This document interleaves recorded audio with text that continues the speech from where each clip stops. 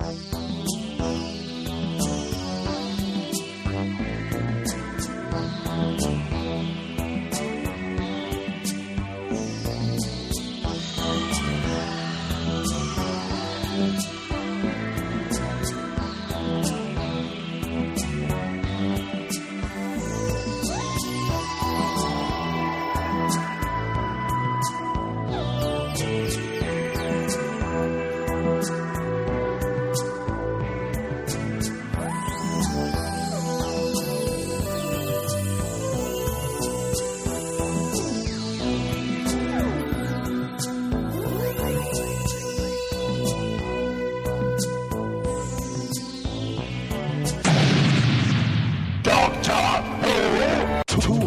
hot for TV. Welcome back to Too Hot for TV. We are the podcast that looks at all things Doctor Who Extended Universe. Today, I'm joined by a brand new guest. It's Mr. Ian Winterton. Ian, how are you? I'm all right. I'm all good. I'm excited to be on your podcast, because I listen to it a lot. Excellent. It's a pleasure to have you here. And we've got two very interesting releases to talk about today, but we'll leave people in suspense for a little bit longer. But of course, I'm going to ask you how you became a Doctor Who fan, first of all. Because I'm 52 years old, so the easy answer is I was born.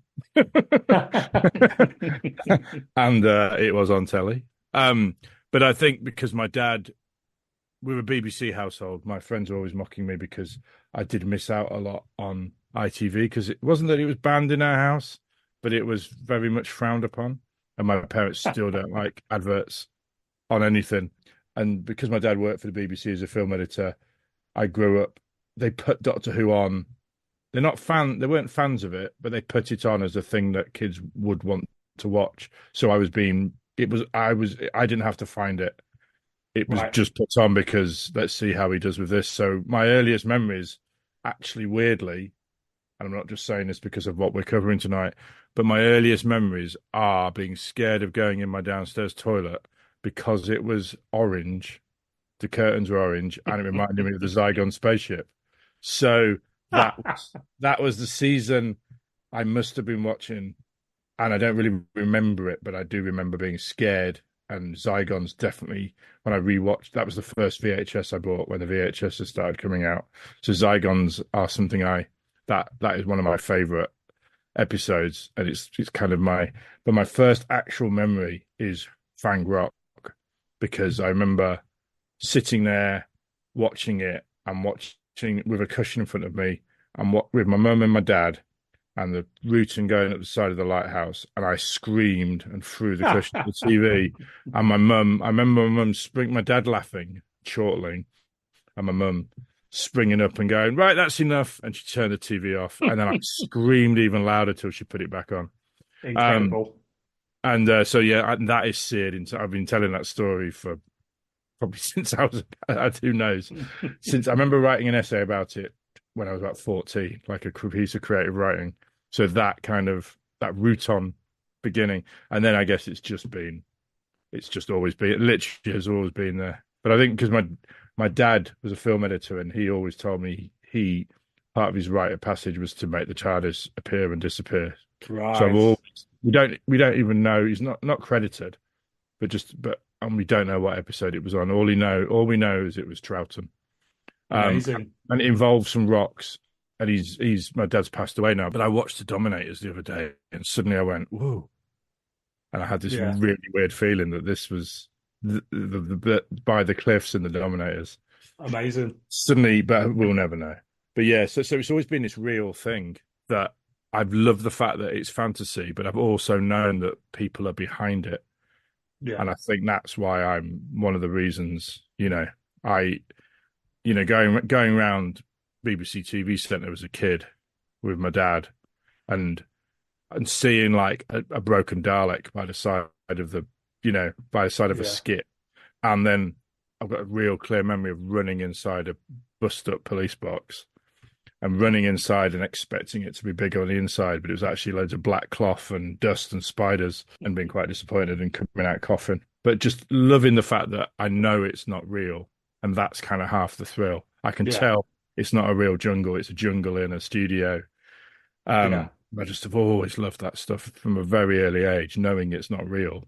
and that people do this, people write this. Excellent.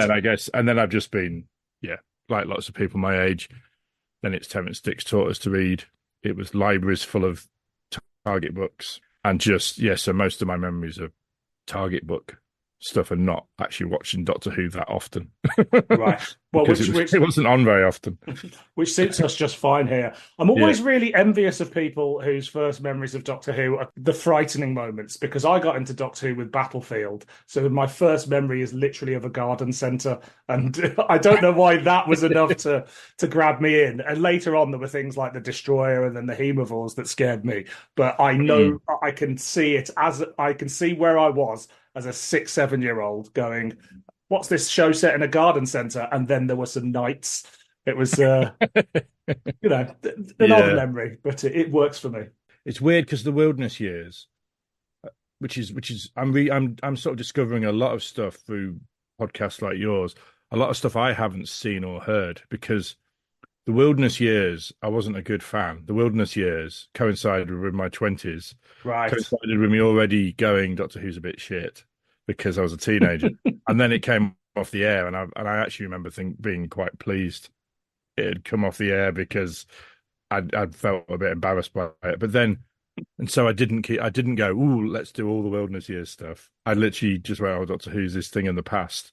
But I did still buy the Virgin New Adventures occasionally, and I did, when I was at uni, write a brief encounter for Doctor Who magazine, and it never got published, but I got my first check off of Gary Russell, who I now work with. So Doctor Who was like this secret shame that I didn't, but I wasn't like a mad fan going out and buying all the wilderness years stuff, which maybe I should have been, but I wasn't. Well, Doctor Who can be a secret shame though, because I remember going to school in the 90s when I hit secondary school and talking about Doctor Who and realizing about 6 months in that I shouldn't have. And then when my brother went to secondary school, who was also a fan, I said to him, whatever you do, don't tell anybody you're a Doctor Who fan. And I think he had a happier school life as a result of it. I remember the transition from Doctor Who being something that every kid liked to realizing it was just me. So it happened without me noticing. And I think the sort of the apotheosis of it, or the nadir of this point, was when Kinder was on, right? And I'd watched it and quite enjoyed it.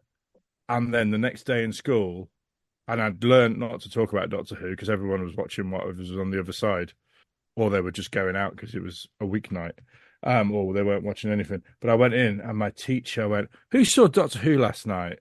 And everyone just looked at me and went, "Well, he will have." And I went, "Yeah." And they went, and my teacher just went, "What an absolute load of rubbish." And we just basically spent the whole beginning of the day at form period at primary school just going on about how bad Kinder had been. It was just that woman in a dark room for the whole time. I mean, little did he know. Yeah, little did he know. But it was almost like being bullied, and everyone was just laughing at me. Because it had been so bad, the teacher had been offended, so everyone was turning and looking at me. This is a therapy session now, isn't it? Like something from like a Simpsons gif or something. Everyone was looking at Bart, the Doctor Who fan, and so I'm quite scarred by that, I think. But so Doctor Who going from just everyone liked it to it was rubbish, and the 18 was better, and Buck Rogers was better, and it basically was as soon as Tom Baker went.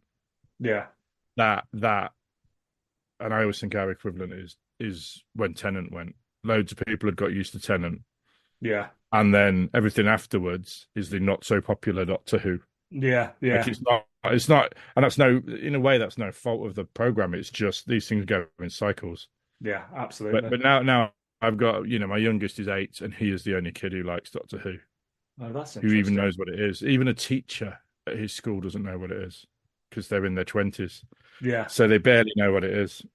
So it's sort of really dropped out of the sort of popular consciousness. Does your kid who's 8 watch a lot of television? It's weird. A lot of screens. Watches a lot of YouTube. But getting him off watching bloody Minecraft rerun, people playing Minecraft. Because we just go, we call it stupid YouTube. You're only allowed to watch stupid YouTube at the weekend. So to get him off stupid YouTube, he's like, but you go, well, I'm allowed to watch Doctor Who YouTube. I went, well, suppose so. So he's just basically watched. He knows how to manipulate me, and so he basically watches, YouTubers talking about Doctor Who or YouTube podcasters, and in clip shows. So he's completely versed himself in like the canon of Doctor Who, and now when it all dropped on iPlayer. He just spends his entire time going through it, not actually playing it, but just going, oh, this is this one, this is that one. And then he might play it for a bit and then get bored and turn it off. And then, but the other day, he watched his first ever episode, and we watched all 4 of them. He by himself. I didn't sit down with him. But he basically Curse of Fenric drew him in. So it says a lot that he knows I'm not that bothered by the Seventh Doctor because it's all right, but it's just not my era. And so he's chosen something that's not my era, that's not got the curse of my dad likes this, it must be a bit shit. Right. He's basically gone, he loves the Seventh Doctor, and also because he's always playing the Seventh Doctor on Lego Dimensions. That's interesting. And so all that's mixed up in it. He's always playing the Doctor Who part of Lego Dimensions with the Seventh Doctor's little-known companion Gandalf and Batman. But they're always going on adventures to save the Earth from Daleks. But yeah, Curse of Fenric is the one he's finally settled on, and he watched all 4 and loved it. Impressive. And I think part of that was to do with Power of the Doctor. So Ace became a big thing, right? Because he watches the new stuff over and over, especially Tennant and Eccleston. But he really liked Jodie Whittaker as well. And Power of the Doctor, he loved that it was full of Easter eggs. Yeah. Like, absolutely loved it. And so that drew him to... So it was Sophie Aldred drew him to Seventh Doctor. So what about... You talked a bit about not really being involved in the wilderness years in that respect, picking up the odd new adventure and stuff and reading the targets. But so what is your relationship like now with extended media? Because obviously you're quite submerged in at least one part of it.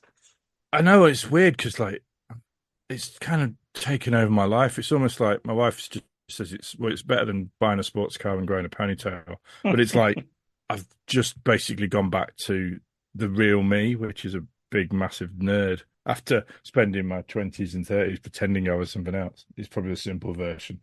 No, I mean, I still haven't gone rushing around to watch loads of stuff. I suppose one thing is, since Big Finish came out, Big Finish came out, 25 years ago, didn't it? Yeah.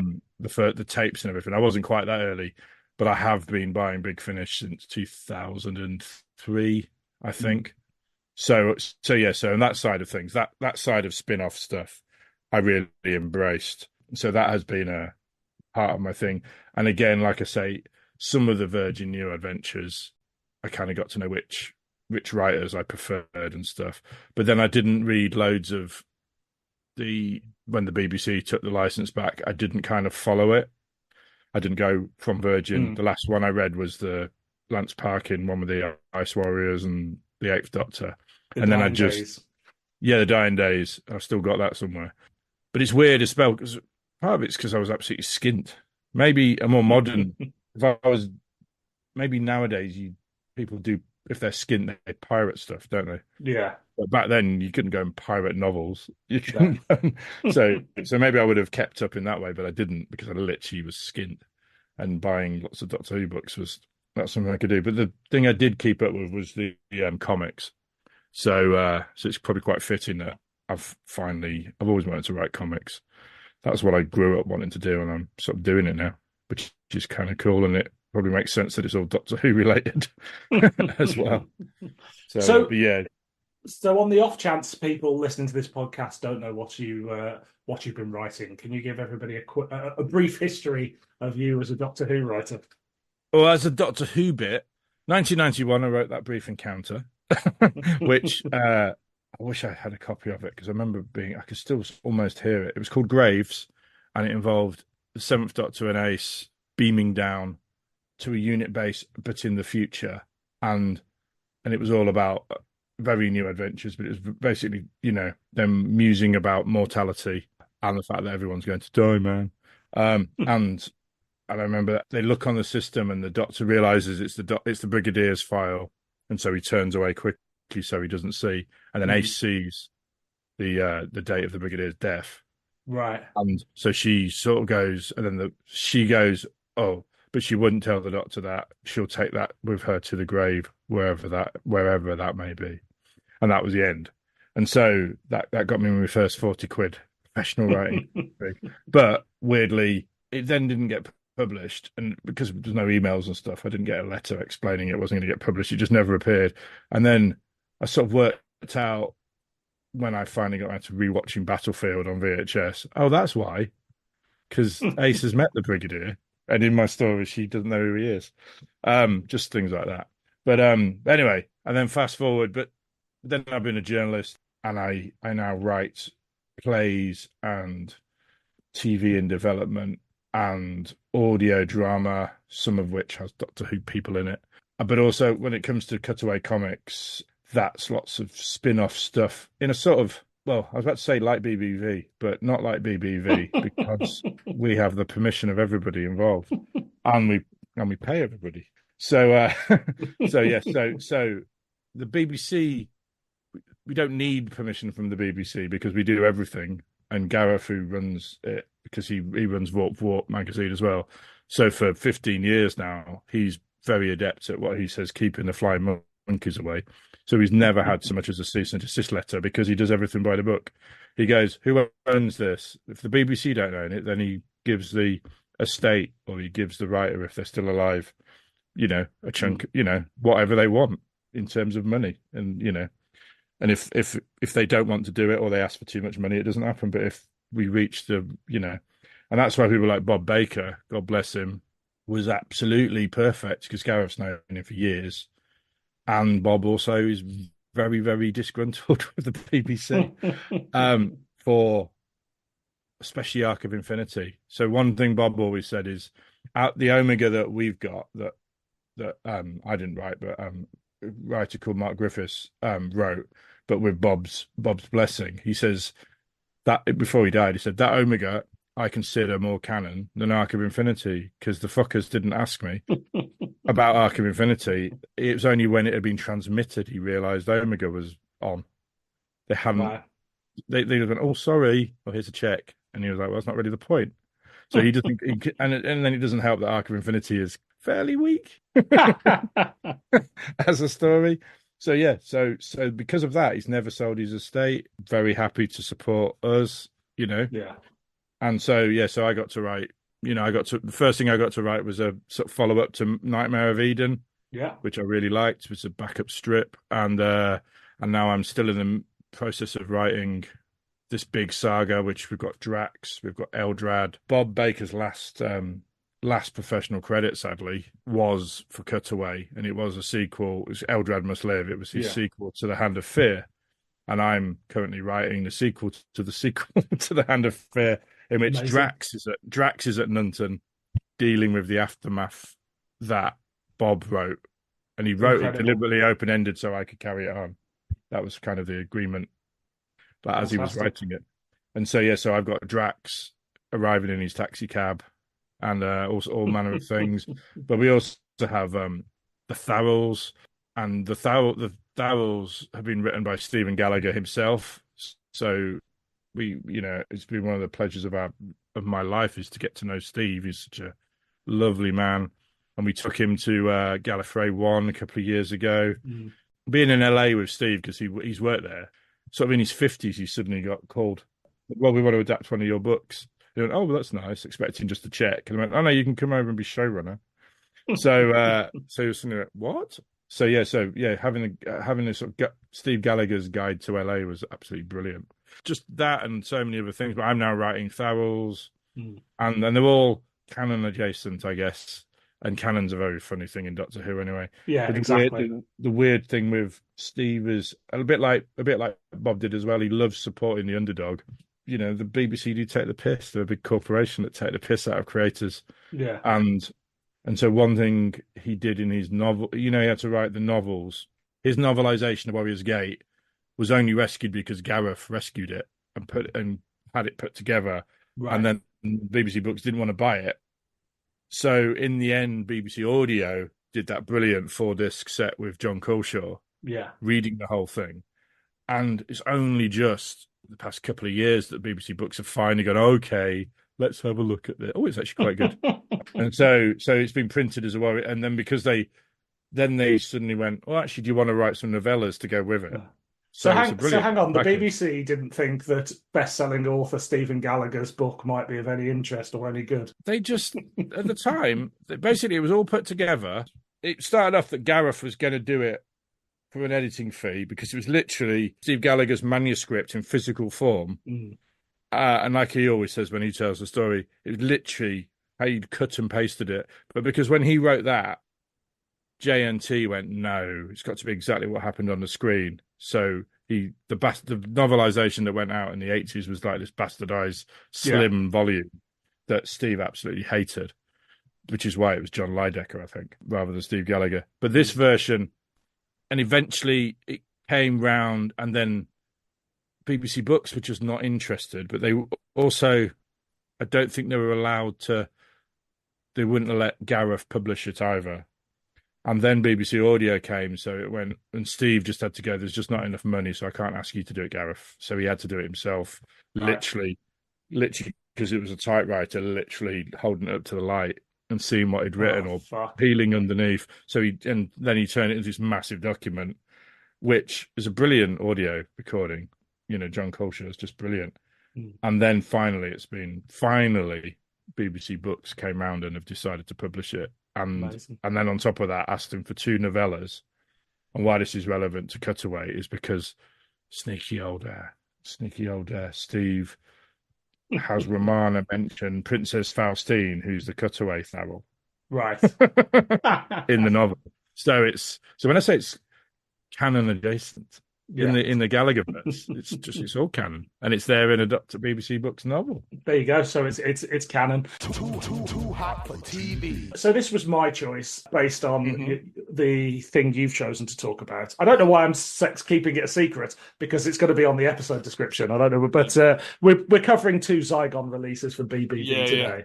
So the first one, The Barnacled Baby, was released in July 2001. It was written by Anthony Keetch. It was produced by Bill Baggs, and it was directed by Paul Griggs. News at the time, very light on news that month. The only thing of note was that the Telos novellas were being launched with Kim Newman's Time and Relative from Telos Books. Other releases at the time, book-wise, we had The Slow Empire featuring the 8th Doctor, Angie and Fitz. BBC Audio reissued the audio version of Genesis of the Daleks for the 400th time, I imagine. And they also released the soundtrack of The Abominable Snowmen. Also on audio, we had Benny, the Extinction Event, and Blood Tide featuring the 6th Doctor and Evelyn Smythe. While online, the pilot for Death Comes to Time was released on the 13th of July. The comic strip was Flower Power, which was a reprint of the 2nd Doctor, John and Gillian strip. So that is where we're at with other releases. Any of those stick out to you? Remember any of them? Care about any of them? Like I was saying, that really tracks with how I wasn't engaged with Doctor Who. Excellent. I don't think... But I recently found out what John and Gillian was, thanks to Warp Warp. The very weird time in the strip. When got to talk about Doctor Who not being aimed at grown-ups at all. It was almost like aimed at the Rupert the Bear crowd, wasn't it? Yeah. When it was like that, it was so twee. It was unbelievable. Increasingly, those are the things that I'm enjoying more covering on this podcast at the moment, because they're so alien to me. And they're so alien to me as a concept of what anything Doctor Who could be. It's just, there's some absolutely bonkers stuff out there from that era. Well, one thing we could maybe talk about is they're probably, I'd argue they're more Doctor Who than the 2 things we're discussing tonight. As in, possibly, at least they're aimed at children and their adventures, and they involve John and Gillian having some nice, wholesome adventures with the Doctor. And wholesome is not the word that you can use to describe either of these. Too hot for TV. An injured Zygon crashes on Earth and is put on display in a Victorian freak show. The freak show is owned by the money-hungry Jethro. Jethro's daughter, Doris, cares for and nurses the Zygon back to health via breastfeeding, and the two form an attachment. Having heard of the remarkable creature, scientist Sir Frederick Maltravers wishes to buy the Barnacled Baby to examine it. When his offer is rebuffed, he enlists the help of Tobias, Doris's former boyfriend, to help him steal the Barnacled Baby.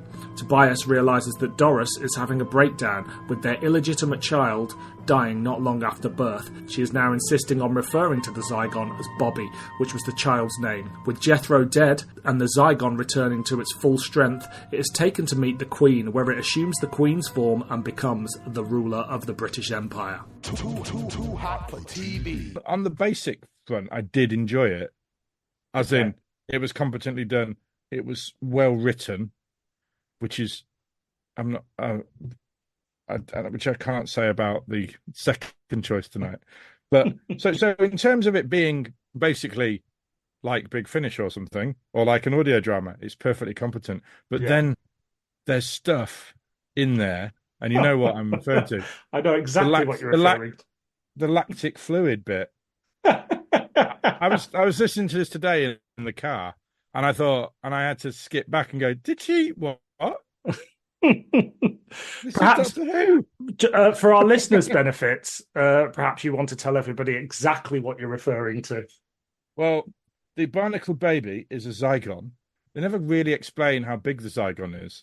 I thought maybe it would be like a young Zygon, and that's why he's short. But they call him the Barnacled Baby, but he appears to sound just like Broton to me. But he's in a freak show. It's basically quite a lot like the storyline to the Elephant Man, right up to the end. But the bit, I can't remember his name, but she calls him after her stillborn son, Bobby. They establish she's got a stillborn son, and I thought, oh, fair enough, because that maybe explains why she's caring for this. But then, oh no, it's because this Bobby, the Zygon, is dying because he needs lactic fluid from the Skarasen. And then he goes, milk. And she goes, milk? Well, it'd be a shame to waste them. And then he starts suckling on her breasts. Yeah. With sound effects. And I just thought, I don't know what your first thought was when you re-listened to this, but I just thought of Bitty from Little Britain. Bitty, the notorious adult breastfeeding scenes from Little Britain. It was I don't know how I'd feel about this if I hadn't watched our second choice before I listened to this, because I thought, oh, this is quite good. This is like all right, and this feels like a proper Zygon. Yeah. Which is also something to say about our next choices. They're not proper Zygons. This felt like the Zygons. The voice sounded brilliant. It felt like, because it's Victorian times, it felt like a sort of good Doctor Who setting. Lots of good stuff, but just the fact that they'd basically brought the woman in and had have a stillborn so that she could be there with the lactic milk. Yeah. And the breastfeeding. It's Doctor Who, for God's sake. And I do have this thing where Doctor Who should be certificate 12. Like, oh, well, no more.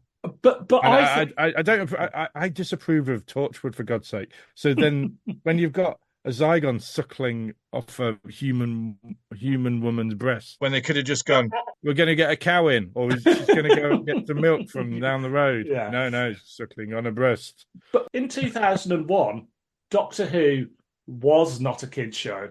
It was exclusively a few thousand fans in their 20s, 30s, 40s, whatever. So at that point, I don't think anybody's thinking about the kids. No, but it seems very adolescent and borderline creepy. Like a lot of the New Adventures. Yeah. A lot of them. I mean, on Joe Ford's book club, we had to cover Transit. And I thought that was the most dreadful adolescent piece of shite I've read. And that's from Ben Aronovich, who can really, really write really well. Yeah. But allowed off the leash, he wrote like a horny 14-year-old, and it's just grim. Just grim. And I thought, the Barnacled Baby, it did just spoil it for me because it's just grim. It's uneasy. It's uneasy listening in places, and I think tonally, it's this. I'm trying to think of it in context, and what it reminds me of is something that you might get on the League of Gentlemen, but it's not quite handled in the same sort of with the same sort of dark humor. I suppose, it's not what happens. I'm not like some massive prude. When Tubbs is suckling a pig on the League of Gentlemen, that's hilarious. But when you do it in this gothic horror, it's ludicrous and creepy and ruins what has been quite good for my money, I would say. I mean, you don't need it. You just need a different way for your Zygon to survive and not be suckled by a human woman, which just feels like a little bit rubbing me trousers like Vic Reed. It's a masturbatory fantasy, what it seems like. And it's Doctor Who, so it's just very uncomfortable. It is. I haven't heard this in... The last time I heard it would have been about a decade ago, and I remember really enjoying it then. And I did, to a large extent, really enjoy it this time. I do take your point that it's a little bit, there's some issues in terms of taste, shall we say, in certain places. But it just goes to show the Wild West of Doctor Who back then, like that you could get away with this stuff.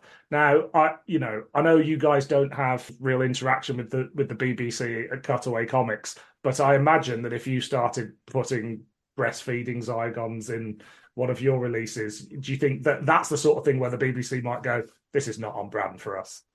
Yeah, well, I mean, I don't think they'd be able to stop us, but it probably wouldn't endear us to the BBC. And I wouldn't. I'm not doing this just because my ultimate thing is I'd like to write Doctor Who one day.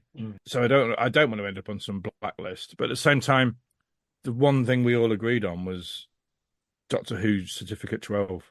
So it's a spin-off. It's in the Doctor Who universe. I do think all of Doctor Who. I mean, I'm seeing it happen now with my 8-year-old. I came in the other day, he was watching Torchwood because it's on there. And I don't approve of Torchwood.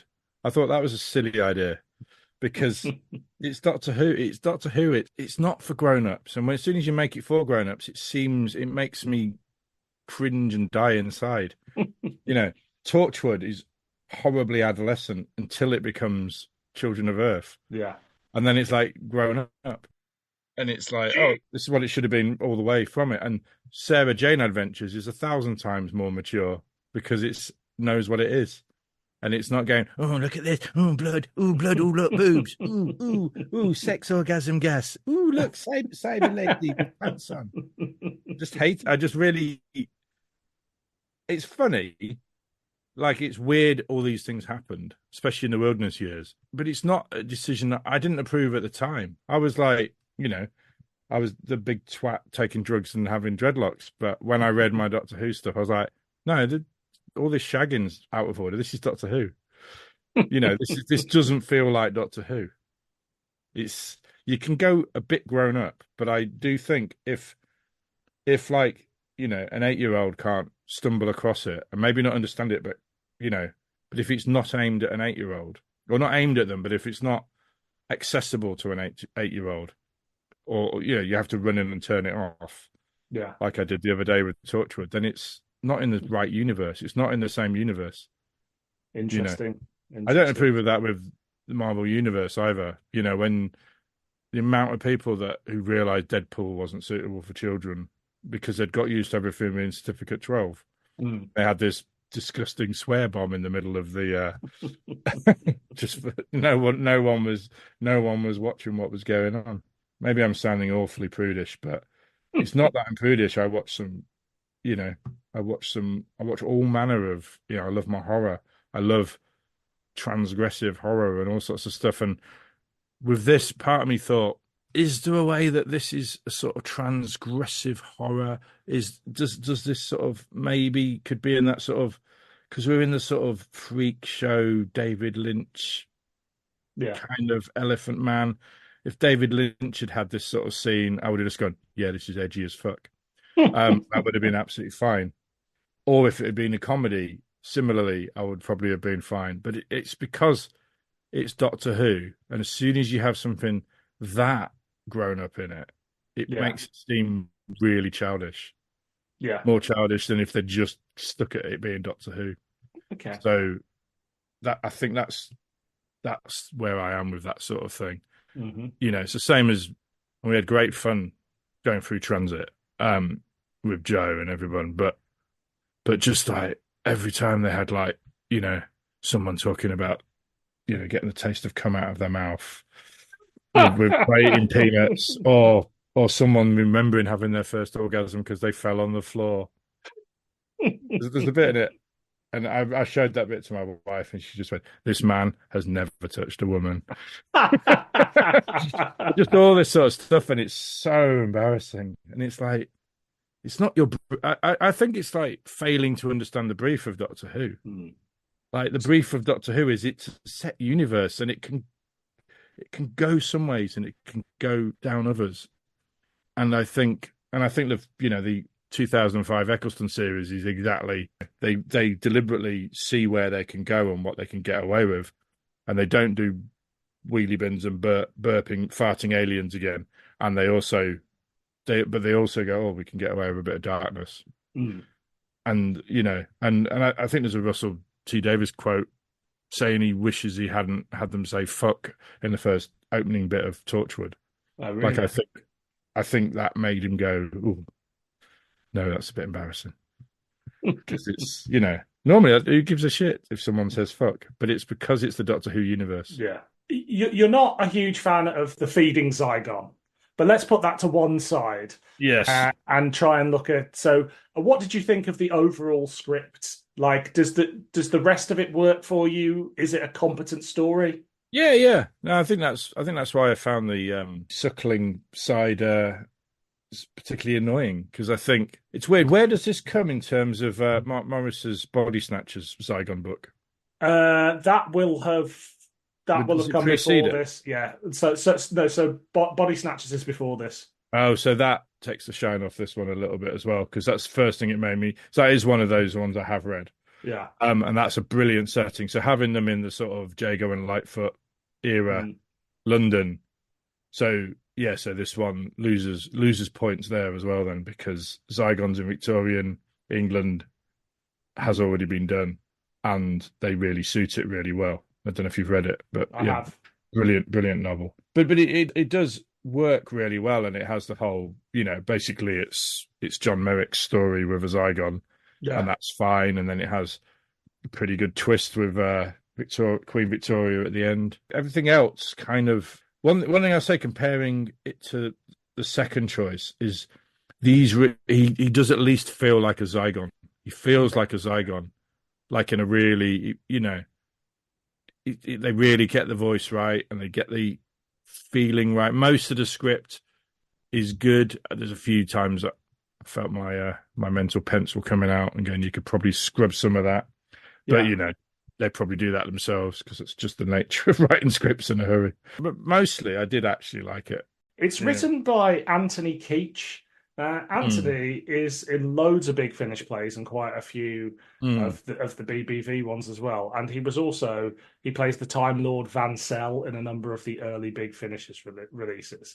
And he's not a big writer, but I think this was that time where Bill Baggs especially would give anybody a chance if he thought they had a decent, or sometimes not even a decent script, which, you know, there's many things that have been said about Bill Baggs, and I've said them myself. And, you know, I wrote a book about that touched on his business practices. Yeah. But I do respect that one thing, that he was willing to give people a go, to do things that Big Finish weren't doing, and they don't always succeed, but I'm very happy that they sort of exist. Now, what Keetch did say is that he was unhappy with the finished product. He said, I was a bit miffed at the time about the end result of the Barnacled Baby.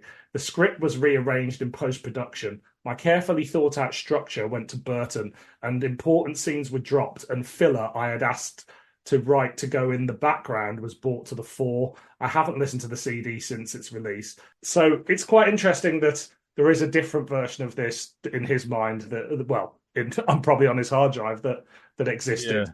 But I didn't, apart from when we got to the end, where I felt like the ending suddenly felt a bit tagged on, I didn't feel like it suffered too much structurally, or didn't feel like it had been messed around with and damaged in a way.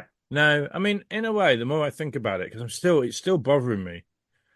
But in a way, the nice thing was the relationship between the daughter, who's lost a baby, and it did have. I mean, it's so weird that we're talking about, a script someone wrote before they probably learned how to write properly 23 years ago.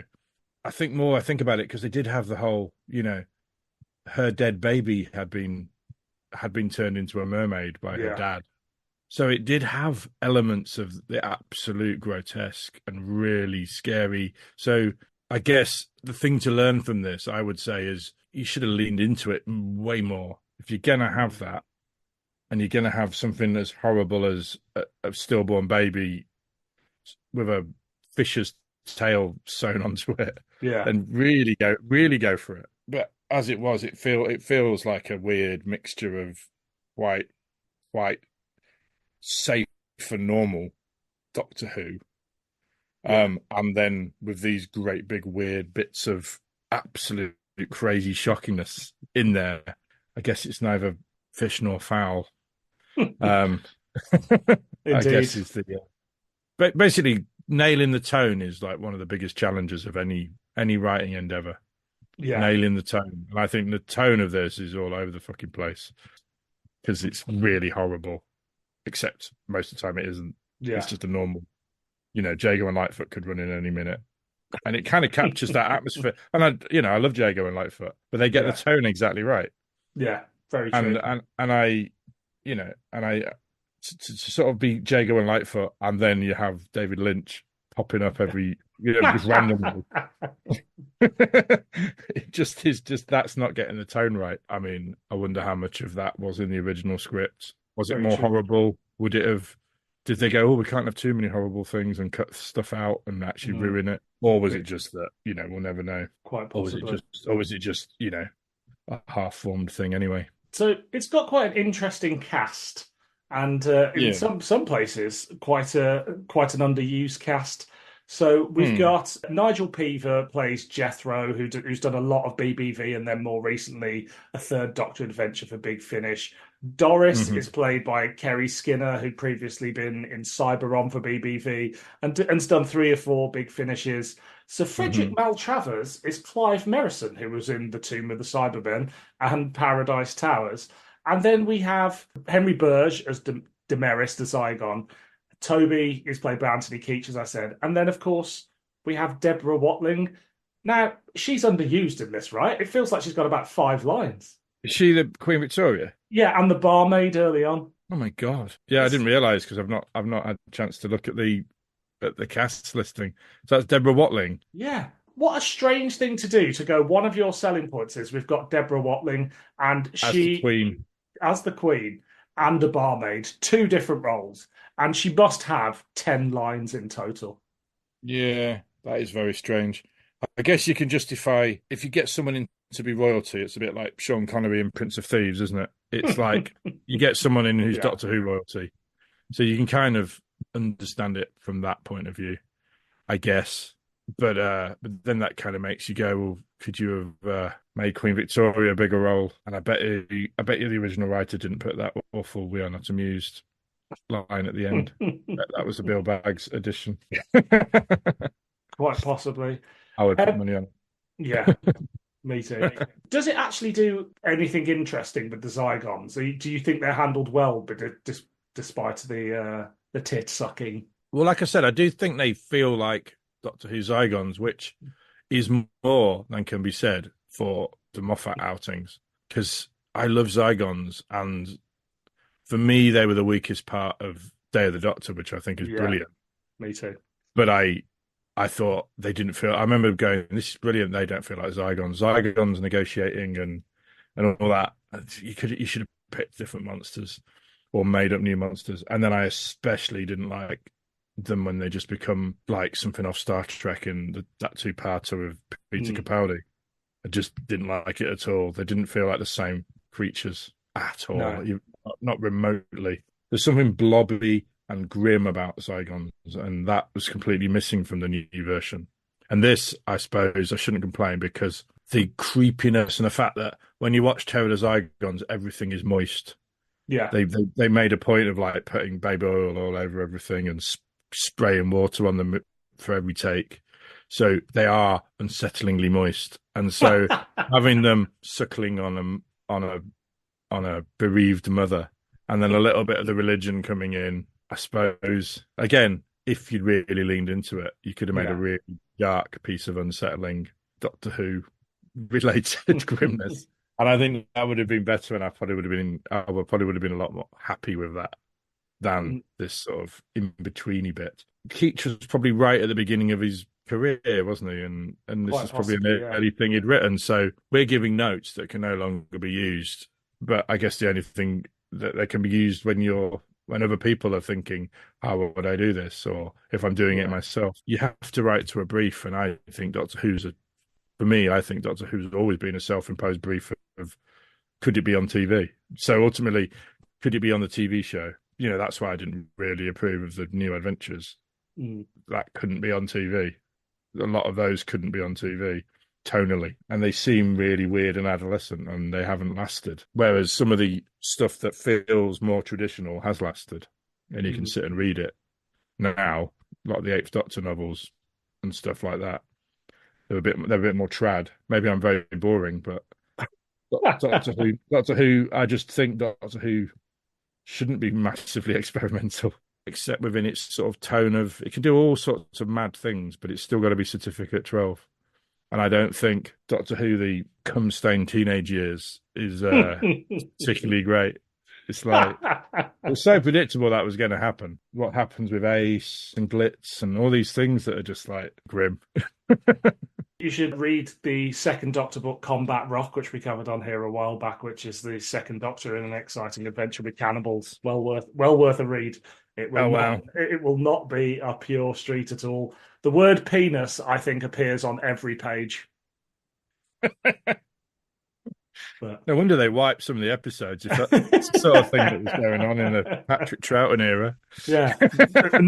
Nobody realises that the space pirates, they're all naked for most of it, doing ungodly things because there's no telesnaps. Yeah, and that's the reason. It's a big cover-up. It's a massive cocaine-fueled orgy that got out of hand. BBC sent in their specialists to erase it. We've talked a bit about this, and it's only an hour-long play, and I think we've covered the main bits. Is there anything else you wanted to say on the Barnacled Baby before we rate it? Was there anything else that stuck out? I guess not really. It's generally all right with some really odd bits. Okay, great. Well, look, we must rate it a clanger, a banger, or an average meander. So what say you? I'd say average meander, but not a clanger. You know. Great. Well, I'm actually going to say a banger. And while it is tonally uneven, I've got a huge amount of time for this period, especially the tail end of BBV, where they're trying different things. And as I said, not always succeeding, but this is the sort of thing that I'm really glad that exists, even though I would not want the television show on Disney Plus to ever try anything like it. Too hot for TV. The next thing we're going to look at is something that we met in a convention bar probably about 6 or 7 months ago. You were like, can I come and do this, essentially? So why don't you tell everybody what you have chosen to look at today? Oh, if I'd only known. I'm now regretting my decision. Zygon, and its full title, When Being You Just Isn't Enough. Very much, in brackets, home video. And it feels very much, if anything in the world of film does not merit a cinema release, it is this film. I agree. So this is something that we have actually covered before on this podcast, but we did it as a commentary in the very early days. So I couldn't resist revisiting it with you and sort of doing a deeper dive where we're not just watching people with their tits out. Zygon, when being you just isn't enough, was released on the 27th of February 2008. It was directed by Bill Baggs and does not have a credited writer, but we'll come to that a bit later. Does it not? Because it's yeah. Well, this is where I'll lean on your expertise, because TARDIS Wiki has like 4 writers. Yeah, on there, we'll jump into the writers in a minute, and because sort of pull apart a little bit. Like, what went wrong? News at the time, filming had just begun on Silence of the Library, the Moffat 2-part of a Series 4. Big Finish announced they were going to launch a download service. The BBC announced that they were going to launch a Doctor Who exhibition at Earl's Court. And Billie Piper had just married Lawrence Fox. Obviously, not a happy ending there. Then other releases... Like he wasn't in this.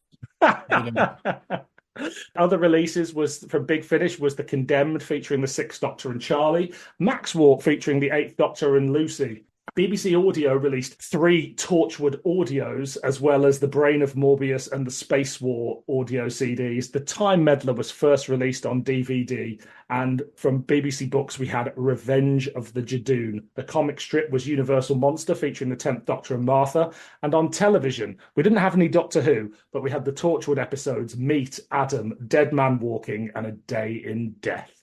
So it's very much adult Doctor Who content in some respects. Yeah, the second golden era. And then you've got this, the Doctor Who equivalent of a porn show in the top room of a pub in Crewe. I say that because when I was at uni, the pub down the road, I mean, I didn't go to them, but we saw them assembling. They had live sex shows in the they got rid of the snooker table and put them downstairs, and then they had live sex shows and God knows what else. And I just thought that's the grimmest thing I've ever heard of until I watched this film. My first job in telly was working for a shopping channel called Bid TV, and it was on this industrial estate, and the only thing near it was with this grimy pub. And on a Friday lunchtime, if you went in there, there was basically a woman who a very middle-aged woman, I would say, who had a pint glass that she would go around with. Everybody put a quid in, and she'd take her top off and do a sexy dance. Wow. Yeah. Too hot for TV. Michael Kirkwood goes to see the psychiatrist, Dr. Lauren Anderson. He has nightmares about being a shape-shifting alien called the Zygon. Lauren wants to help Michael find out what these dreams mean. Soon, she meets another Zygon disguised as the serial killer, Bob Calhoun. The Zygon, who introduces himself as Torlakal, kills Lauren's roommate and turns Lauren into a Zygon. He hopes that this way Lauren will help Michael to find out who he really is, the Zygon Kritikar. Kritikar was sent to Earth with Torlakal to finish a mission. Kritikar has disguised himself as a human for too long, and he has forgotten who he is. Eventually, Kritikar remembers who he is, but he does not want to complete the mission. Instead, he plans to spend his life with Lauren. Torlakal is angry. Disguised as Lauren, he kills her colleague on camera. Lauren is blamed for the murder. She kills Torlakar, who still looks like her. The police find the body of Torlakar and think it's Lauren. Lauren watches the scene and leaves. This synopsis was taken from the Wikipedia page. Too hot for TV. I watched this, was it yesterday? And I've turned to drink. I've had about 8 showers since, and I still can't get it. It's still in my mind. I basically just wanted to ask you, as the expert in this kind of shit, how and why and what the fuck? How does this happen? Well, it's awful. It's all part of the decline of Bill Baggs, shall we say. Bill Baggs had been making Doctor Who spin-off videos that, whether you love them or loathe them, were of a certain production standard since the early 90s. And some of these things were broadcast on the Sci-Fi Channel and things like that, and they were generally well received. And there was a point where he was pitching stuff to direct episodes of The Bill, direct episodes of Coronation Street, things like that. And he was a budding, aspiring director of some note, and people liked him because he got up off his ass and he did things, obviously business practices, blah, blah, blah. At some point during I would say the late 90s, he starts to basically go, I want to make things as cheap as possible, and make some money. And BBV just becomes, I mean, I don't know, it wasn't never his full-time job, but certainly it was a second income for him. And so he starts to shoot things quicker with less quality control. Fundamentally, everybody that worked with him said he didn't understand narrative, which is a huge problem if you're a producer and a director. The releases tend to just sort of get worse and worse and worse and worse. And this particular one was in production. Like, he didn't finish it off, basically. It started shooting about 2002, 2003, and he just, like, for whatever reason, nothing happened with it. And then it was when Torchwood launched that he dug it out and said, I'm going to get back into this. The nudity came from, although Bill Baggs won't admit this, some of the writers and people involved said basically he went to a convention in America. He met someone who had a soft porn company, and they said, well, we'll give you a little bit of money if you can also make it appeal to the softcore porn market. So that is how we end up with Zygon. It even fails as porn because, I mean, I think, as you said, it's a difficult wank. Exactly. It's there's nothing remotely, arousing about this. This is about as arousing as that really grim Channel 4 documentary about porn. It just made porn look like basically it was like the worst thing in the world. Just like, I don't know if you ever saw it. It sticks in everyone's head because it's just like, it's just poor. It's women going, oh, I told him I wouldn't do anal, but I was in the room and he kind of knew, and he goes, oh, so I don't like it, but you don't want to get a bad name for yourself.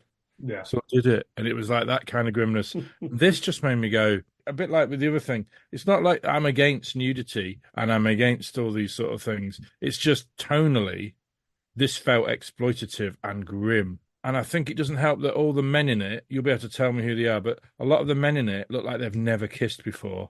And so they're kissing. They look like they look like the ones who aren't getting paid, and they're getting paid, and the fact they're getting to kiss ladies. Yeah. And the ladies look like they're getting paid. Yeah. But they don't look very happy about it necessarily. The whole thing just felt, I mean, the fact that the darkness of the porn industry actually is part of the budget explains a lot. Because, I mean, I can't imagine they were very happy with what they got, though. No, because it's like, I was just about to come, and then that fucking fat guy off Time Flight suddenly saw his. Keith Drinkle's Winkle. I mean, the opening scene was just like, fucking hell, this is weird, and it's going down his body. Yeah. And then it pulls away in that normal way of, well, we're not going to show genitals because they're off-putting and it's about Zygon, so that would be silly. And then they cut back, and I can still see his. I can see it now.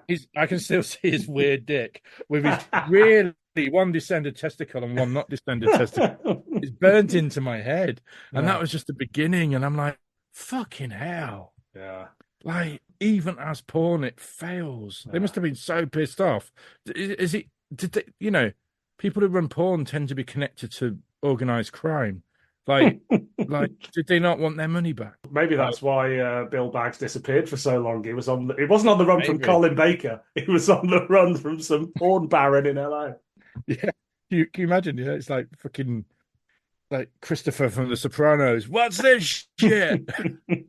Fucking what's the Zygon? A lot of the cast in it are people who have been in Bill Baggs things before, so they trusted him. Joe Castelton, the female lead, not only is the character she plays was previously in a Bill Baggs film called Cyberon, written by Lance Parkin, and she's also plays the lead in his Auton series. She's a familiar face in terms of 90s Doctor Who spin-offery. She's a decent enough... on tour with Warhorse. Well, there you go. So I've just followed her on Twitter, and because I just thought, is this the last time she worked with Bill Baggs? Yes, it was. Yeah, that's what I was going to say. but there's a weird lineage within Bill Baggs's work where it feels like it's leading up to this moment.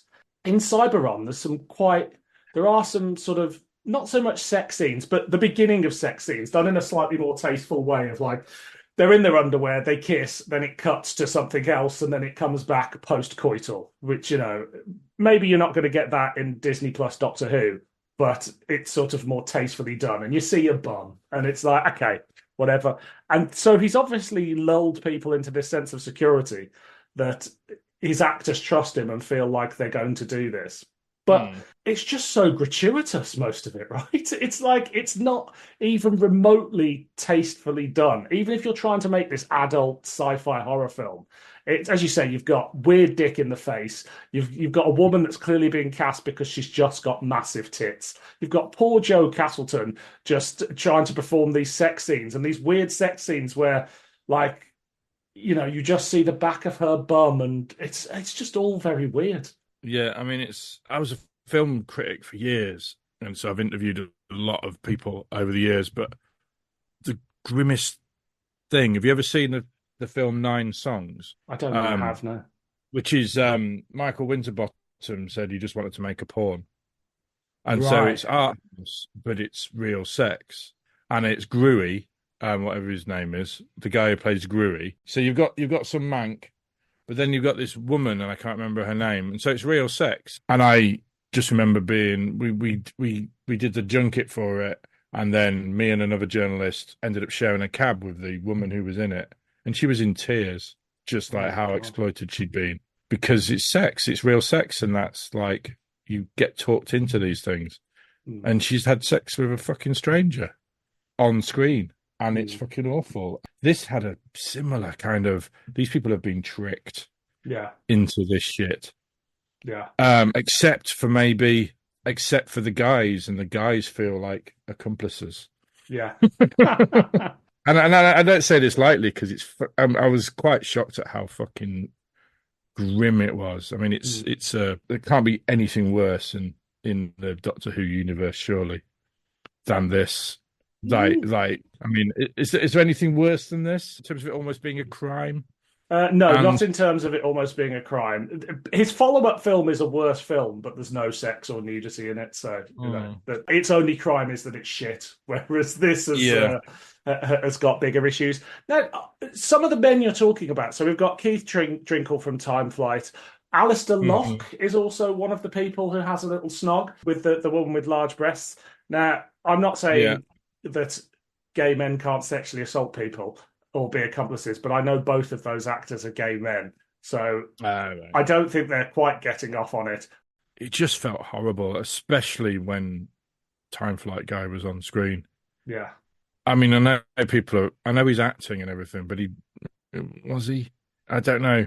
This. I was actually quite worried about talking about this, because it's like, how much of this is like, we don't end up in court, we don't want to, but it just seems like, do you know how the cast feel about this? I know that Joe Castelton sort of feels, when I spoke to her about it a good 15 years ago, or good 10 years ago, that she regretted it, but I don't think she's ever really talked about it since, and I don't think anybody's really going to sort of... I certainly wouldn't bring it up. Yeah, exactly.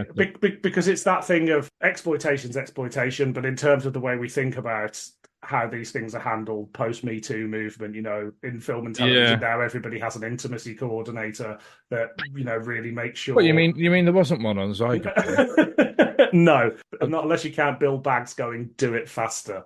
I don't think. I don't know how she feels. I know that when I wrote my book, I tried to get hold of Daniel Harcourt, who's the male lead, who has been in other Bill Baggs things, and he was just not interested in talking about it. Which is fair enough.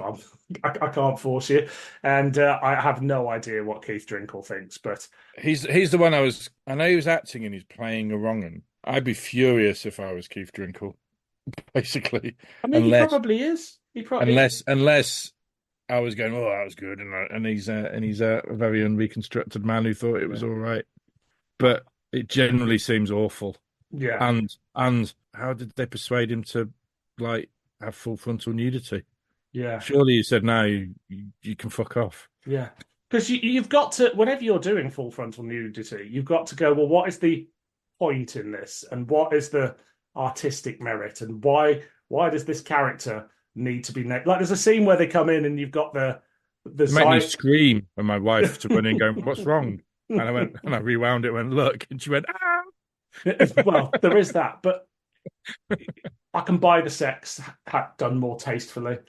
but most of the nudity is just completely uncalled for. I do have to wonder whether Becky Pennick, who plays Joanna, and the wealthy man and the wealthy wife who have sex, they very much don't look like actors who appear in Doctor Who spin-off videos of the 90s. So I'm wondering... My first thought was they usually appear in grot themselves, and they're probably the sort of people you might end up watching when you're pissed in a hotel. Will you come back and we'll cover their other films? Yeah. Well, have they done much in the universe? To be honest, I didn't go into their careers, but I know they've got no other Doctor Who credits. So I'd imagine they're more familiar with like Bend Over than the universe. They had that air about them. Wouldn't it be great? Grim Brit porn. Wouldn't it be great though if it turned out just one of them had been a regular role in the War Doctor box set the whole time and just nobody had put two and two together? God. As I said earlier, it's got no writer credited. Now, again, much like before, and the Zygon suckling, I think we need to put aside the nudity. And I'd like to know if you think there's any interesting ideas in the script, and then we'll talk a little bit about who wrote it. I would say just about. The idea of a Zygon who doesn't know they're a Zygon because of a bang on the head, actually, that's fine. That made me go, I could run with that. I could write that now. That would be a good big finish. So that is fine, and I bet that didn't come from Bill Baggs. Almost certainly not. On TARDIS Wiki, it's Lance Parkin, Jonathan Blum, and Bill Baggs. Yeah. So, and I bet you that came from Lance Parkin or Jonathan Blum, and that was all. That was probably their contribution. Well, it went through an incredible amount of drafts. This film. Lance Parkin started doing it as a follow-up to Cyberon, which he wrote. It was always going to feature the Zygons, and he did about 6 or 7 drafts. But he was like, Bill just kept wanting me to add too many different things, and it wasn't necessarily about the nudity. There was nudity, but it was sex. It was something about, the story involved sex, so there were sex scenes. There certainly wasn't any full frontal nudity or anything like that. Parkin just walked away, and he basically said, look, I can't do the script you want me to do for this. He's a brilliant writer, Lance. Yeah, he's amazing.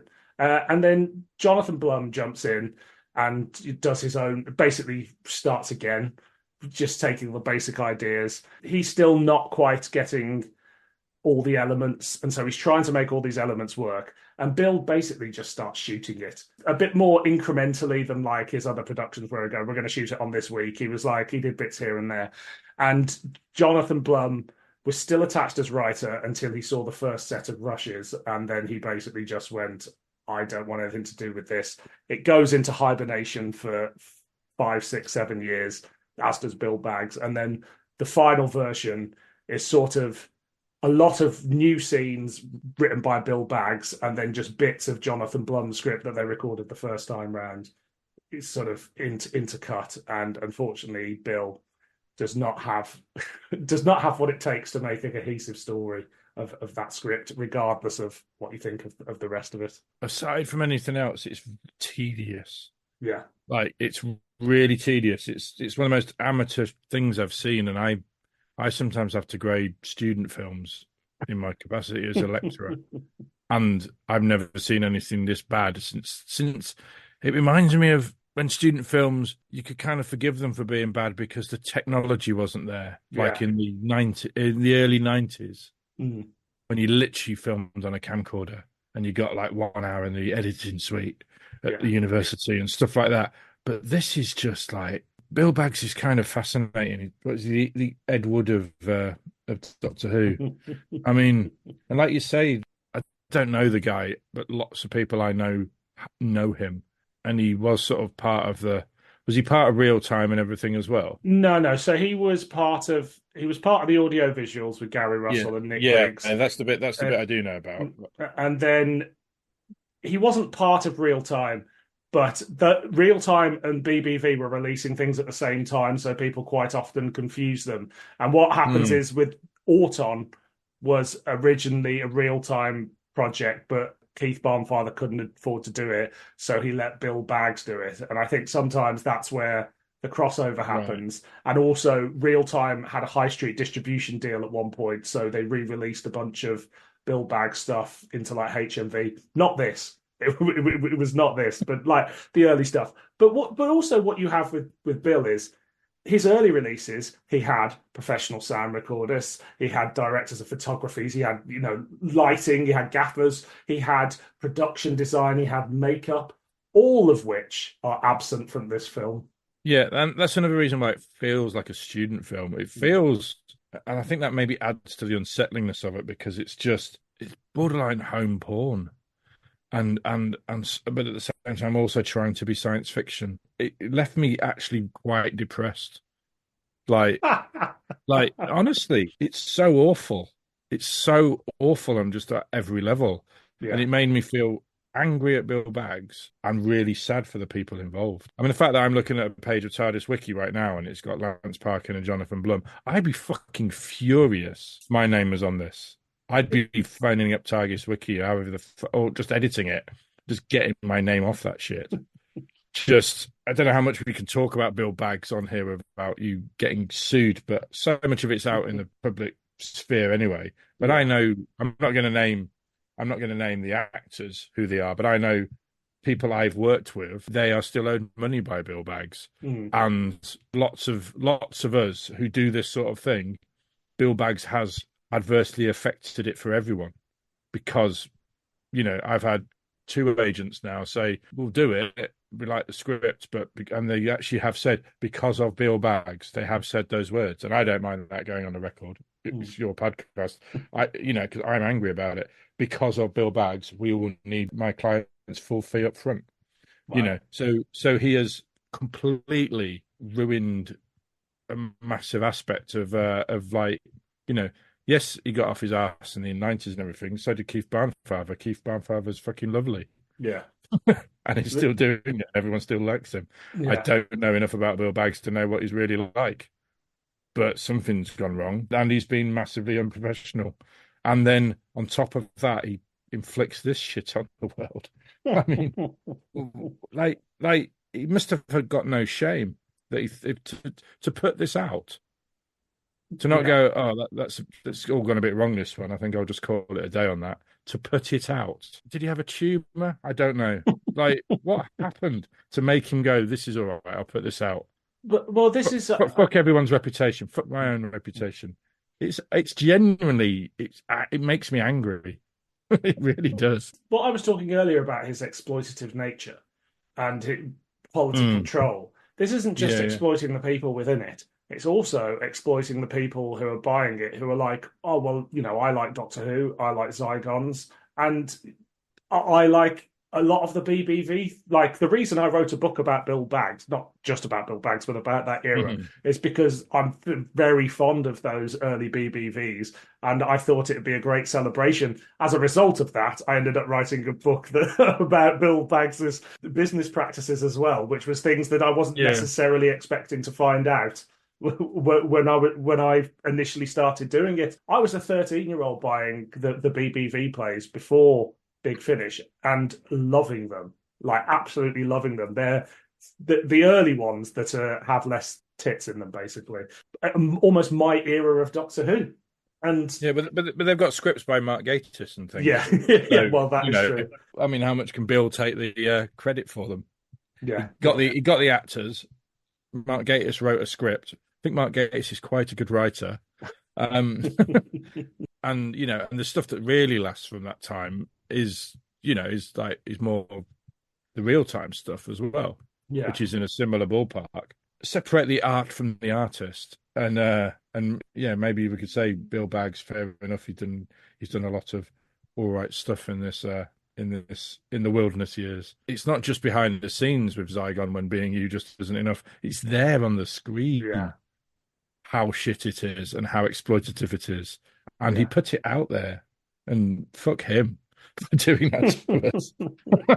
So, how do you think the Zygons are handled in this? Because you were saying earlier that the first play was very much Zygons, and this not so much. They didn't feel like Zygons. I mean, it's another thing I'd like to ask you is this wasn't licensed, surely? Oh, it was licensed. Bill played fast and loose with his licenses. Like the reason he's still doing Liz Shaw dramas today is because he's got a letter from the BBC that he got in 1994 saying, "We will Yeah, let you use Liz Shaw in your dramas." And I think the in reason perpetuity. well, I don't think it says that, which is the key. Like, I think if the BBC gave a shit, which they clearly don't, because he is a mad fan selling 10 copies at this stage. But Yeah. I think with the Zygons, they've done 3 audios before this with the Zygons, Hmm. licensed from Robert Stewart Banks, and I think they were all well received.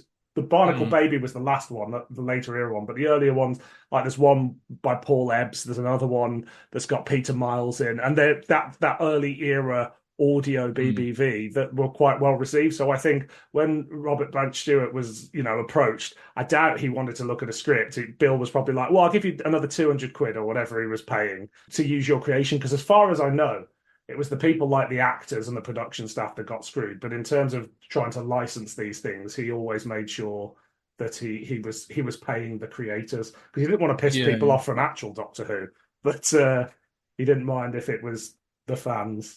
But we don't see much of the Zygons then. Is Yeah. that the reason why? I mean, it's another question because you would suggest it's because the suit's looking shit, but like in Shakedown, they couldn't use the original design because it was a BBC design, so they redesigned the Sontarans.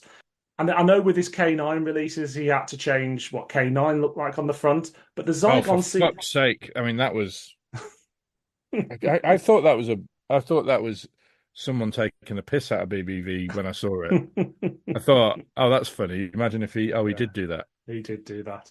I mean, because Um, when we've worked with Bob Baker's IP, I had mandrels in my script, but they yeah, had to be they couldn't appear visually. Like we were completely strict. You just yeah, can't fuck around with copyright yeah, because I respect copyright and I respect writers' thing, and the BBC own that stuff, mhm, so you don't mess around with it. And so the mandrels in my Demons of Eden script strip, you don't see them except when one of them gets skinned. You see yeah, a bit of their fur, but you don't see them because that would be breaking. Then we would get sued and we'd be yeah, stupid.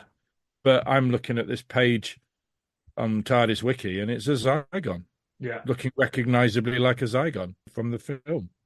And the only cease and desist I know that he ever got was when he did the Professor and Ace audios with Sylvester McCoy and Sophie Aldred, and about 5 releases in, they have to change their names because Well, because it's Professor and Ace had appeared in the TV show. well, yeah. It's like, I mean, you've got to admire the gall of the man Yeah, in many ways to just think, I'm going to do this anyway. And, people like Sophie Aldred and Sylvester McCoy went along with it until, I mean, Sophie's still very complimentary about Bill, but she's one of the only people, at least publicly. I mean, I've not heard this from them, but people that have well known actors in Doctor Who saying they would punch him if they saw him. is what I've read on the internet. But it's just, I mean, it's tragic, really. It's so tragic. It's like this is a lovely little fandom, and it's Doctor Who for fuck's sake, and to reduce it to this grubby little porn film Yeah. that's not even a good porn film is just horrible. Like, did he really think when he was first watching Doctor Who that this is where it would end up doing a grubby porn film with porn money? It kind of makes me want to write a bloody play about it. Like, like, how does your childhood obsession turn into this? There's something wrong with Bill Baggs and Exhibit A as Zygon one being you just isn't enough. That 8 years of development to put that piece of shit out. Yeah. Like it's horrible. It should Yeah. be buried. He should have been buried. It should have been buried by him. It shows us something profoundly wrong with his brain that he thought, I'll put that out. There's just zero quality control. There's zero respect for your cast. There's zero respect for your audience. I do actually think it's quite interesting that I've seen this before and chatting to you, and this time round, it took a lot darker turn. and Mm. quite rightly so. But this has been something that quite often has been mocked in fandom for years, and we've all had a good laugh and a joke at. And I think when we met, we were doing exactly that. It's only 4 years since I last watched it, but I've suddenly got a different perspective on it, and it's like, oh yeah, there is that base level thing of, oh, isn't this funny, and tits and Doctor Who, but there is a darker undertone here of like, what the fuck are you doing? I wonder if it's we've had the Me Too stuff, Hmm. but also the first thing it made me think of was the woman from Nine Songs Yeah, and her crying in the back of a cab because Michael fucking Winterbottom exploited her. Consent is consent, but exploitation is vastly different from consent. yeah, It's how that consent is achieved and absolutely. arrived at. And I feel really angry on behalf of the cast of Zygon. I really do. Their names shouldn't be attached to it. The women especially, or I don't know, the main woman who seems to have been, she's just getting on with being an actor. Yeah. And being married and everything, but there's this horrible little, I mean, I suppose it's not as bad as Nine Songs or anything. It's just a bit of nudity, but I think the weirdest thing about the nudity is it's especially grim because it's not even sexy nudity. It's just, oh, everyone's naked, wandering around. It's like about as sexy as going to a nudist colony, especially with the guy off Time Flights bits. They were like, Jesus Christ. How did he not sue? How did he not go, you can fucking take that out or I'm taking you to the cleaners? Yeah. I mean, unless he's got some watertight contracts, old Bill Bags, which I doubt. I just don't understand how nobody has asked for this to be removed from circulation. On the most basic level, whether it goes to the courts or not, I would literally hurt him. I'd hurt him. I'd just go, if you put that out, I'm going to harm you. It just would, because it makes everyone look awful. It does. It does. Oh God, I'm getting worked up. So, and not in a good way. not in the way the film intended. Those porn guys are never getting their money back, are they? No. How many units do you think they sold? I reckon through their porn network.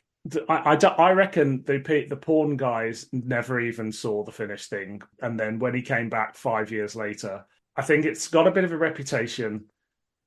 I would suggest that the units moved were largely I would say when it came back, I'm saying 100 people bought it not knowing what they were into. I reckon over the years it's probably sold another 300-400 down to its reputation.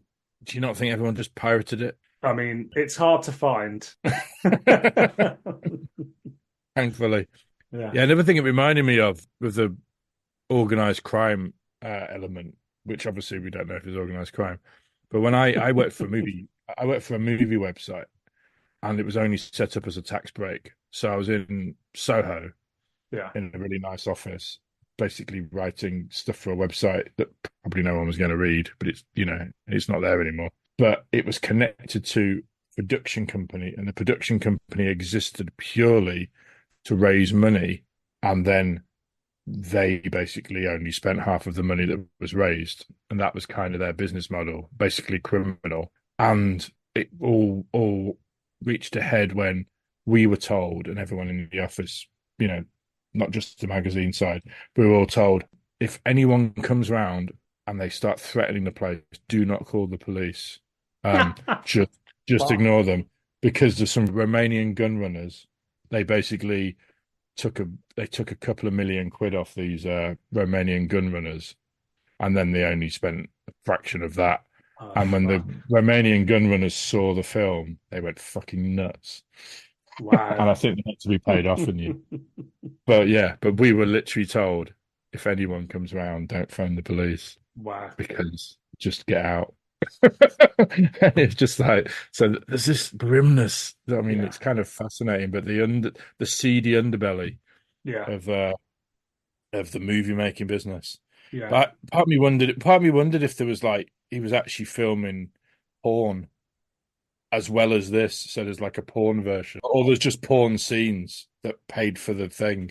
Wouldn't it be great if there was another version of this film featuring the wealthy man and wealthy wife, and it was just full on full on shit porn.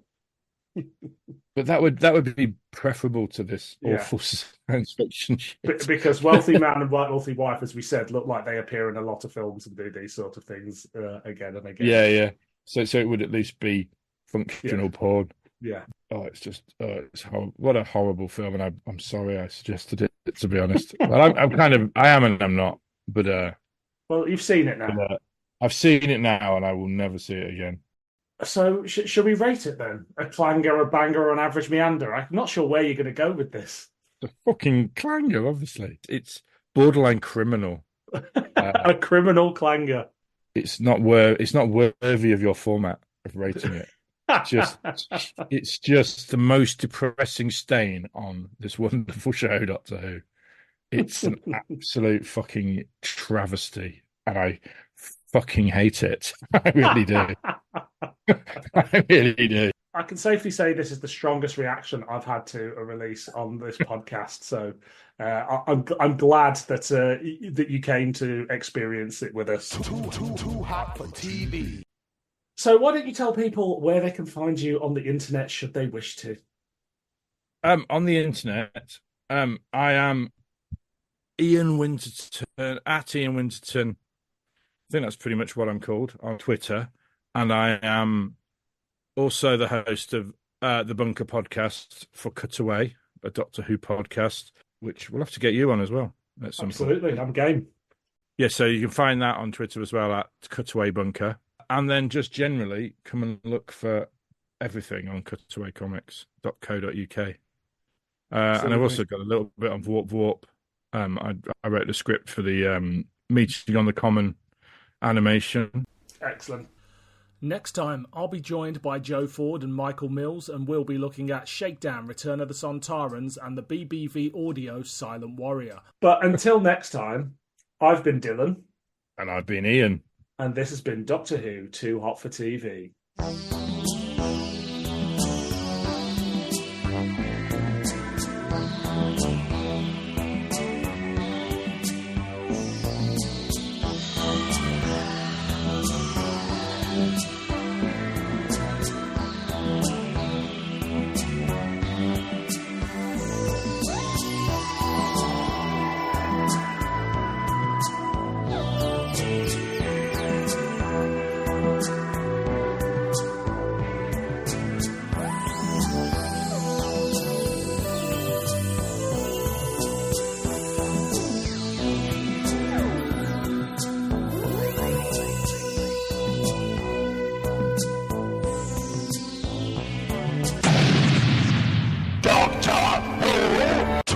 Too hot for TV. The kids thing's an interesting one, isn't it? Because there's a lot of conversation at the moment about whether we should be trying to get kids into Doctor Who, because historically that was the route in. But if kids aren't into it, does the show go somewhere else? Yeah, it's weird because one of our two choices tonight, one of the things that will come up is how adult is Doctor Who allowed to go? Yeah. Or should Doctor Who go? And I've got quite fuddy-duddy opinions on this. But it's weird because someone persuaded me the other day, I think it was because I think it was something Russell T Davies had said, is that getting the kids in was a big part of 2005, and now it isn't. Because Doctor Who is a certificate 12, and little kids will be watching something else. It's almost can you get the people that watch Marvel stuff that's 12 to 15? Yeah, that's YA, So that might be the shift we're seeing. Yeah, with the Future Cat War era. I think it almost certainly is, and I think that doesn't mean it's because I feel like the Capaldi era at the start was very much like trying to be the sort of primetime BBC One evening drama that was perhaps a bit more adult, and that wasn't entirely successful, in my opinion at least. But so it'll be interesting to see how this version works, and also, I mean, I wasn't particularly enamored with what we've had so far, whether it'll be up my own street as well. Yeah. Well, the 3 we've had so far, was it 4 we've had? No, 4 we've had so far, worked brilliantly in our household. They were like my wife, who's quite agnostic, love them, and my 8-year-old love them, especially the Star Beast for some reason. That was the one that really got everyone going. The Star Beast really? just really worked. And I quite like them, but then I'm an absolute sucker for Russell T Davies era because I think he really knows what he's doing when it comes to writing popular TV. And so I think what Moffat did with Capaldi, we can maybe see why he was doing it, but that was the slightly wrong audience to be going for. And I think Russell knows exactly what to do, which is Disney Plus, bang. Yeah. Are they watching Loki? Are they also are they watching? Are they watching Kenobi? Are they watching all these things, like the Bad Batch or whatever? And are they also going to watch Doctor Who now? Yeah. So I think it's 12, Certificate 12, but the more adult end of it. Yeah, that's is what I interesting. think we're going to see, because all of the trailers for the new season they've all got, that's quite a cute idea. They've all got horror tropes, Yeah, like in them as well. So I think we're going to see I think that's why it's going to please quite a lot of old fans as well, because we'll be like, oh, that was surprisingly scary. That was quite nice and horrific, which is what we always really want, isn't it? I want the thrill of Resurrection of Daleks all over again. When Doctor Who didn't leave me behind. It knew I was 14 and wanted blood. yeah. And that's what the Eric Sayward years perfectly timed for me. I have this conversation quite a lot with people who go, Eric Sayward, who, has flaws, as do all the writers and script editors of Doctor Who. Yeah. But like tonally, I came to that in the 90s, but at an age where it was the age of video nasties, or I was getting into things like RoboCop and Terminator. So the fact that in the 80s, Doctor Who was suddenly emulating things like RoboCop and Terminator just feels like the natural thing that Doctor Who always does, that we're going to do the kid-friendly version of whatever's popular. Yeah, and it worked. Now I look at them, and we work with Eric at Cutaway as well, but now I look at them and I can see their flaws for like having lots of characters, and some of them never meet the Doctor. Yeah. Feels quite random. People just get killed here and there. It's a bit like, maybe that could have done with a bit of a tighter structure, yeah, and all that sort of stuff. But in terms of atmosphere and grittiness and just general idea, I mean, I still love Resurrection of the Daleks. I thought Resurrection, when I first saw it in probably '93, was the best thing I'd ever seen. It was exactly what I wanted as a 10-year-old Doctor Who to be: gritty and violent and dark in a Saturday tea time sort of way. Admittedly, it wasn't on at the Saturday tea time, but no. I remember watching it by myself, and that was another shift, that it had gone from the living room, the communal living room, to I was now about to become a teenager, and I was watching it in my room on my black and white. But because the adults no longer put up with it being on, that was another part of the shift away from the consciousness, the public consciousness. But I remember going, oh my God, I'm scared of the Daleks, and being thrilled, and also glad no one else knew what was going on inside my head, that I was being scared of the Daleks. Too hot for TV.